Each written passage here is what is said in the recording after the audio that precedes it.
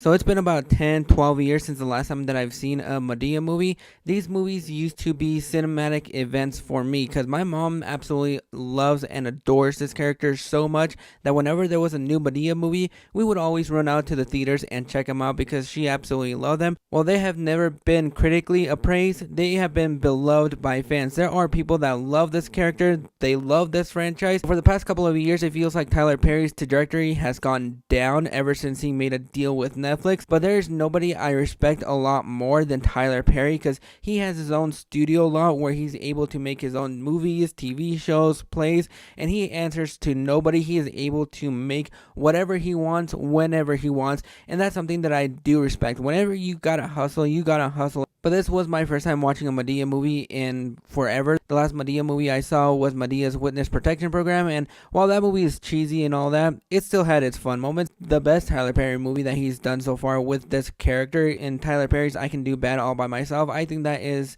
Tyler Perry's best movie that I've seen. But with Madea's Destination Wedding, it is now on Netflix. This movie is pretty much simple. You have Madea and her family going on a vacation in the Bahamas. This movie could easily have been just called Tyler Perry Goes on Vacation with His Friends. What baffles me about this movie is just how lazy and paint by numbers it truly is. You have Tyler Perry's character Brian, whose daughter is about to get married. I believe it's her daughter, and he does not approve of the boyfriend. The boyfriend is like the laziest piece of shit. He looks like Tyga 10 years ago, and he doesn't approve of his daughter engagement, mostly because he doesn't really know anything about the boyfriend. You have Tyler Perry coming back as Madea and Joe in this movie, and whenever the movie is away from Madea, Joe, and his friends, when it comes to the novelty of these Madea movies, it is how Tyler Perry just goes all out with this Madea character. I really do like whenever Madea is introduced. There are some pity chuckles that I got throughout the entire movie. There are a lot of jokes that don't hit, but when you break it down, it is basically the same cycle and repeat movie that you've seen. If you've seen any Madea movie,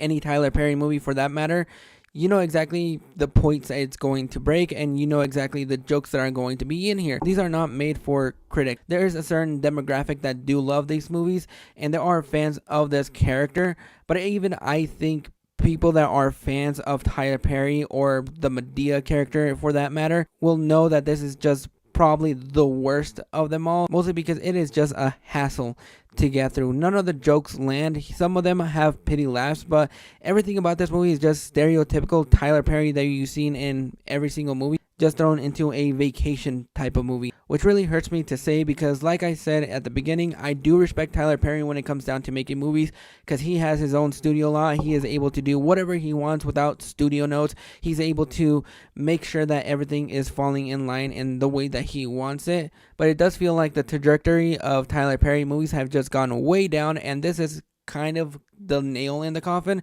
I know he's going to be making a lot more of these movies, and judging by the Rotten Tomatoes audience score, it does look like a majority of them really still do enjoy them.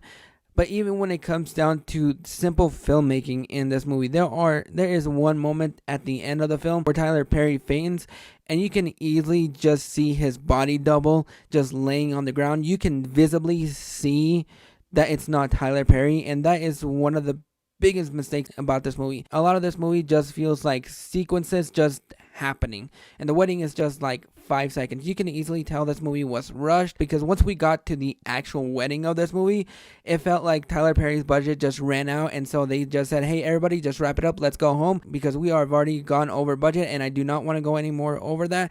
And just small things like that on a filmmaking level, it is just painstakingly awful to get through. Whenever we are with Madea, Joe, and all that ragtag team, I think the movie is fine for what it is, and there is a certain charm to this character whenever they are on screen, but even that isn't able to save the movie because even when you have a movie like Madea's Witness Protection Program or I Can Do Bad All By Myself, there is a certain charm that Tyler Perry puts into his characters that I really do enjoy, and whenever they do pop up on screen, they are fun to see, and there is that certain charm there, that Tyler Perry charm, and that is exactly what is missing from this movie. It is just so paint by numbers, You know exactly where you're going to get. If you've seen any Tyler Perry movie, then you've seen Medea's Destination Wedding, or as I like to call it, Tyler Perry Goes on Vacation with Friends. But those are my thoughts on Medea's Destination Wedding. Have you guys checked it out? Is this a franchise that you love? Is this a character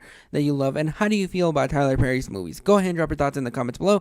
We'll catch you guys for the next video.